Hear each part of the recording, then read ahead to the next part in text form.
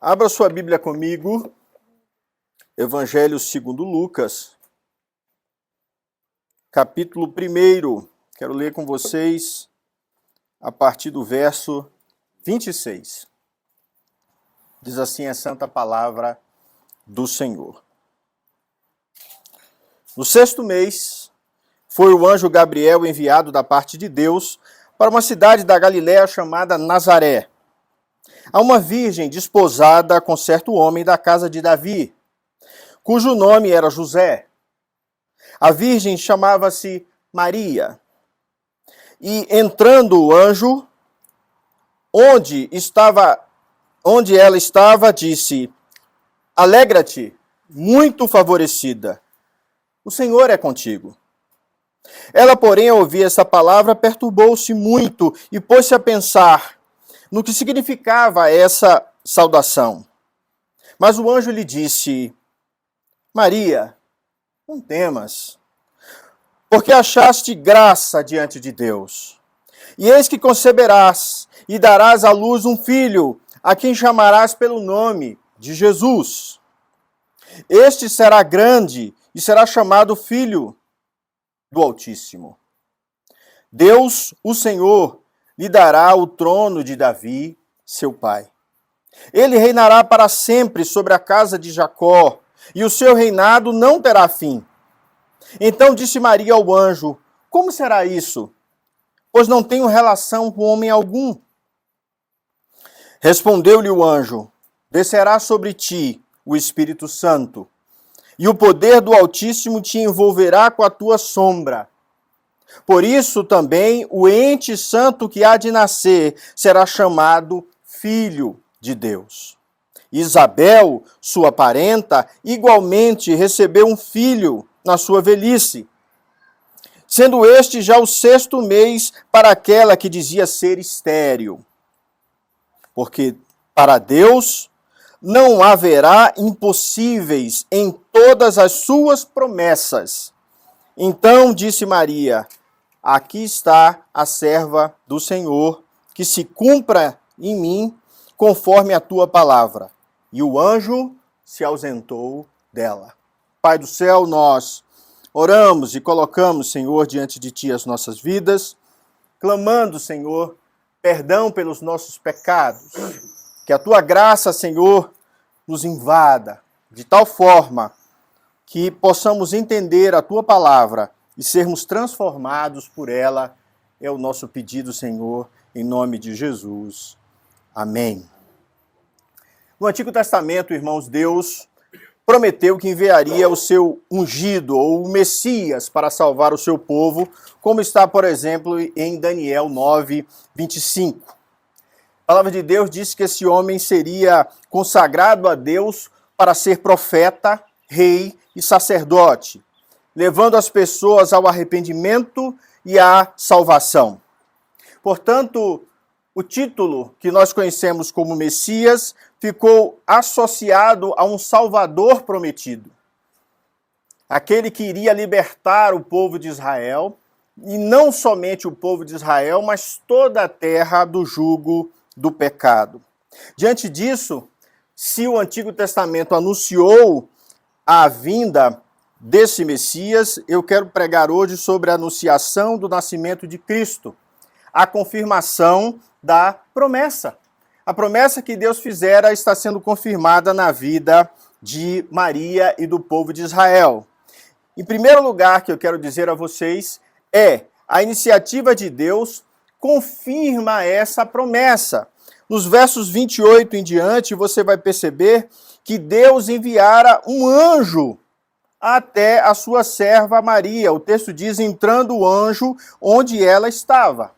Aqui, irmãos, nós precisamos entender que em toda a história da redenção, sempre foi Deus que tomou a iniciativa de fazer com que o homem fosse salvo. Quando Adão e Eva pecam, lá em Gênesis, eles se afastam da presença de Deus e se escondem. É o próprio Deus que vai buscá-los. É o próprio Deus que vai ao encontro do homem perdido. E a história aqui se repete. Deus vem ao mundo atrás daquela que seria a geradora do seu filho perfeito, né, eternamente gerado em Deus, que é Cristo, e nos traz essa salvação. Portanto, a iniciativa de Deus confirma a promessa. Deus prometera: vou enviar um Salvador a Israel. Eu vou enviar ao mundo aquele que vai fazer com que os homens sejam livres do pecado. Assim, Deus também fez lá atrás, com os patriarcas, com os profetas. Tudo que aconteceu é iniciativa de Deus, quando ele procura o seu povo, quando ele chama Moisés para que escreva a lei, quando ele tem a sua relação com o seu povo. Deus é o instrumento, irmãos, da promessa, prometendo, e Deus é o instrumento para realizar e confirmar essa promessa. Deus é fiel, irmãos. E tudo que Deus promete, ele cumpre. E aqui nós temos um momento cabal, né? Deus prometeu e o anjo veio ao encontro de Maria. E o anjo diz assim: alegra-te muito, favorecida. Aqui a notícia, irmãos, era motivo de alegria, de júbilo, né? Não de entristecimento e nem de temor. Mas o texto mostra, né, que Maria fica temerosa. Mostra que no coração dela ela não está entendendo o que está acontecendo. Aqui, irmãos, nós percebemos a fidelidade divina. Nós percebemos o amor de Deus, que é genuíno, bom, perene e verdadeiro. E ele honra, principalmente, aqueles que se colocam embaixo da sua mão e se colocam como servos de Deus, desejosos de ser usados pelo Senhor. Ele escolhe uma mulher chamada Maria, virgem, estava sendo separada para casar com José. Para que vocês tenham uma ideia, esse noivado é 1 ano de duramento. E ele é tão verdadeiro que se José fosse embora, é como se fosse um divórcio. Mesmo sem ter nenhum tipo de relacionamento, que Maria deixa claro que ela não deitou com nenhum homem, que ela não tem nenhum tipo de relação com nenhum homem, mas ela era prometida a José. E quando é uma promessa aqui, é um pacto selado. Ela já pertencia ao seu marido.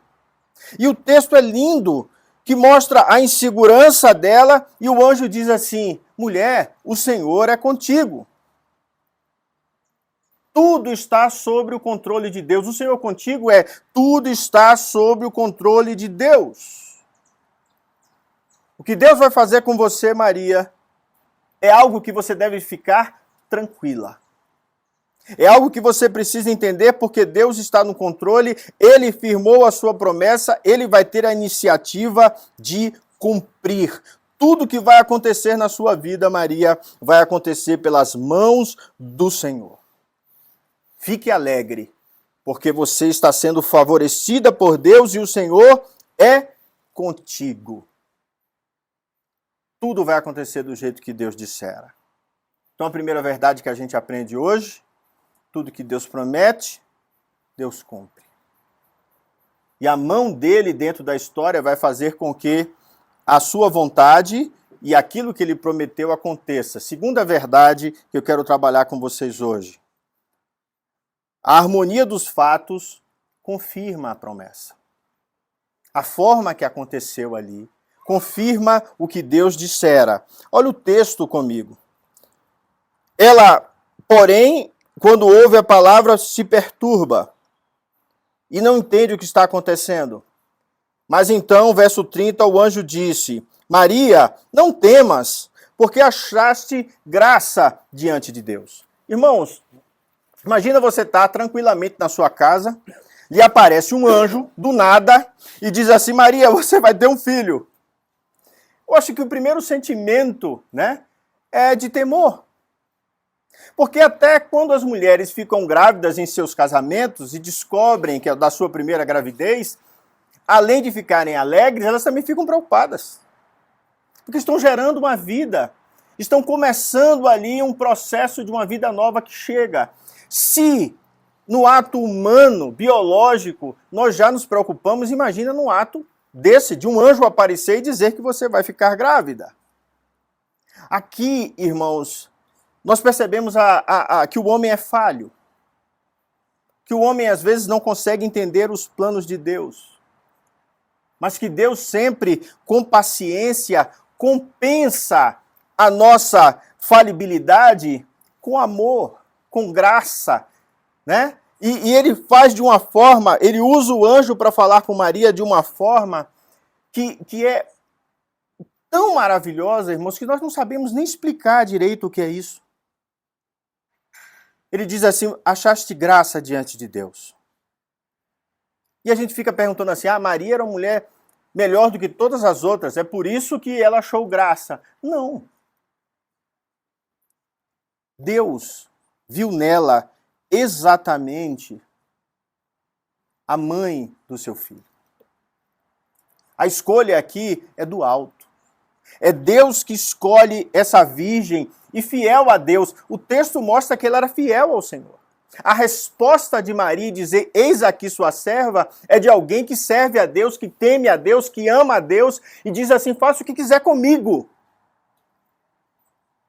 Ela foi escolhida a dedo por Deus para ser aquela que geraria o Messias. O verso 31 diz assim, eis que conceberás e darás à luz um filho, a quem chamarás pelo nome de Jesus. Este será grande e chamado Filho do Altíssimo. Nós acabamos de conversar agora na escola dominical sobre isso. A diferença de Jesus é que Jesus é gerado pelo próprio Espírito. O Espírito cobrir Maria significa que é ele que fecunda Maria. Portanto, Jesus é genuinamente filho de Deus. Esse filho eternamente gerado no Pai, esse filho que está com o Pai e que sempre existiu, vai vir ao mundo se tornar homem, diferente de todos os outros homens que já existiram. Nós, pecadores, falhos, incapazes de cumprir a lei e satisfazer a Deus de tal forma que andemos com Ele, não somos capazes de chegarmos à glória. Jesus é esse filho perfeito, filho de Deus, filho do Altíssimo, como o texto está dizendo, o Senhor da glória. Esse menino que está sendo gerado por Maria, o texto ele diz, este será grande. Não é que Jesus vai ser grande a partir do nascimento, ele sempre foi grande, ele é o filho de Deus, ele sempre esteve com Deus, ele sempre existiu. Mas ele vai se esvaziar da sua glória para habitar num corpo humano, como Paulo diz aos Filipenses. Um Jesus que vai abrir toda a mão de sua glória, de todo o seu poder, de tudo aquilo que ele é, para se tornar homem como eu e você. E ele vai ser grande pelo seu ministério, pela sua vitória sobre a morte, pela sua vitória sobre o pecado e principalmente em levar todos os filhos de Deus à glória. A saber, quem são esses, os filhos de Deus? Né? O Evangelho de João, nós lemos, capítulo 1, verso 12. Todos aqueles o quanto receberam, Deus deu-lhes o poder de serem feitos filhos de Deus, a saber, os que creem no seu nome. Todo aquele que crê em Cristo Jesus se torna filho de Deus e agora vai viver na eternidade. Ele é o Filho de Deus, o Senhor. E o texto fala que ele vai receber o trono de Davi, seu pai. O texto aqui é claro, né? Jesus é aquele que vem como filho de Davi. Em 1 Crônicas 17, Deus promete a Davi um trono que seria estabelecido para sempre. Um trono que por toda a eternidade pertenceria à raiz, a raiz de Davi, a raiz de Jessé. Então, em Salomão, Deus permite ali que seja construído o templo, que é a relação de Deus com o seu povo, onde Deus habitava. E no outro filho, que é Jesus, vai estabelecer o templo não feito por mãos humanas, estabelecendo o reinado para sempre. Quando Natanael vê Jesus, o chama de Filho de Deus e Rei de Israel. É exatamente isso que Jesus é. Jesus é o Rei de Israel e que veio ao mundo para reinar, o texto diz, para reinar para sempre. Um reino que nunca vai ser tirado, um reino que nunca vai deixar de existir. Jesus agora vai manifestar no mundo a sua glória, o seu poder messiânico, e esse reino jamais terá fim. Olha o texto comigo. Ele reinará para sempre sobre a casa de Jacó, num reino sem fim. Jacó, aqui, irmãos, representa toda a humanidade. Toda a humanidade, principalmente quando pensamos em Jacó como um homem falho, como um homem enganoso, como um homem caído. A partir de agora, nesse Messias, a salvação estaria disponível a todos os homens que o aceitassem. Percebe? A toda a humanidade. Não haveria mais preferências raciais. Não seria mais só Israel, só a etnia de Israel. Não. Essa verdade se espalharia sobre toda a terra e todo aquele que crê e professe o seu nome seria salvo. Bendito seja o Senhor. Terceiro e último lugar. O homem é instrumento que confirma a promessa. A beleza da relação de Deus com os homens, irmãos, é que Deus usa os seus filhos. Ele usa a própria humanidade. O texto diz que descerá sobre ti o Espírito Santo. O Deus onipresente, o Deus todo-poderoso, vai formar essa forma humana de Cristo. O Espírito Santo seria responsável pela formação dessa forma física, mas isso seria de forma sobrenatural. Jesus é o Filho de Deus, ou seja, ele tem a mesma essência de Deus, ele é como Deus, perfeito, justo, santo e sem pecado. Aqui eu preciso entender que Jesus se torna homem, mas não coaduna, não se harmoniza com a nossa natureza pecaminosa. Ele continua justo, santo, perfeito. Ele consegue vir ao mundo e não errar jamais, não pecar jamais.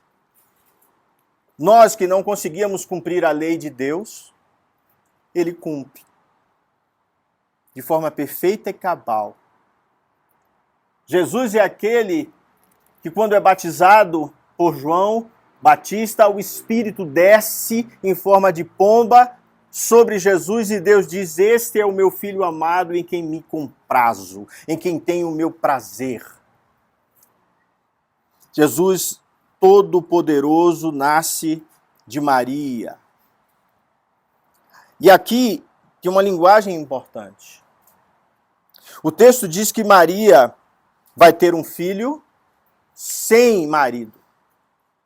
E para provar que Deus é poderoso para fazer isso, Isabel, que o texto diz que era estéril, também vai ter um filho. Se Deus pode dar filho a uma mulher estéril, o anjo está dizendo assim: Deus pode dar um filho, uma mulher, sem necessidade de marido. Porque o marido seria o próprio Senhor. No texto bíblico do Antigo Testamento, quando Deus se apresenta a Israel, ele está se apresentando como o marido de Israel. A palavra Baal significa marido. Ou seja, quando o povo ia atrás de Baal, de outros deuses, traía o seu marido verdadeiro, que é o Senhor Deus. Ele é o marido do povo de Israel. Então existe uma relação com o seu povo de que eu sou seu marido, portanto não vai ter outro marido no meu lugar, não terás outros deuses diante de mim. Tu serás meu, Israel. E toda a linguagem ali é de uma aliança, de um pacto, de um relacionamento entre Deus e seu povo. E eu encerro dizendo o seguinte: Deus forma esse Messias no ventre de Maria para que ele venha perfeito ao mundo. E mais ainda, para Deus não haverá impossíveis em todas as suas promessas. Ou seja, Deus disse que traria um filho, trouxe. Jesus veio ao mundo, irmãos. E Maria, entendendo o que foi dito, ela se submete a Deus e diz assim: olha, que se cumpra em mim, conforme a tua palavra, Senhor. Que eu seja instrumento seu. Irmãos, esse colocar-se à disposição de Maria diante de Deus é extremamente didático para nós. Tudo que existe espiritualmente a partir de Cristo veio por essa serva dizer assim: olha, eu me disponho, eu me coloco diante do Senhor para que o Senhor faça do jeito que você quiser, Senhor. E mais profundamente ainda, como se ela dissesse o seguinte: que eu seja instrumento para a efetivação da sua promessa. E eu encerro fazendo essa pergunta para nós. Você tem se colocado diante de Deus dessa forma? Você entende que em tudo, assim como ele tomou a iniciativa de buscar a humanidade, assim como ele tomou a iniciativa de ir atrás de Maria para gerar o seu filho, assim como Deus em todo o tempo tem tomado iniciativa nas nossas vidas, você percebe que Deus fez isso com você quando te salvou? Você percebe que Deus, como tinha uma promessa no Antigo Testamento para o seu filho, ele também tinha uma promessa na vida de Maria? Você entende que Deus tem uma promessa na sua vida e que vai se cumprir? Que nós seremos salvos em Cristo Jesus, que nós vamos para o céu, que nós vamos viver com Deus eternamente? Irmãos, o Natal está chegando. Eu vejo o Natal como um momento de pensarmos em todas essas coisas. Jesus veio ao mundo para nos salvar. E se eu confesso o seu nome, se eu sou o Filho de Deus, eu faço parte dessa promessa. E eu preciso me submeter a Deus para que Ele cumpra o que Ele desejar na minha vida, assim como Maria o fez. Hoje. Eu preciso revisar o meu coração, irmãos. Visitar a minha alma. E dizer assim: Senhor, o Messias veio para me salvar. O Senhor se revelou a mim. O que mais o Senhor tem para a minha vida? O que mais, Senhor? Quais são as outras revelações maravilhosas que o Senhor tem para mim? Que o Senhor abençoe a sua vida nesse dia de hoje e guarde o seu coração no Senhor. Vamos orar?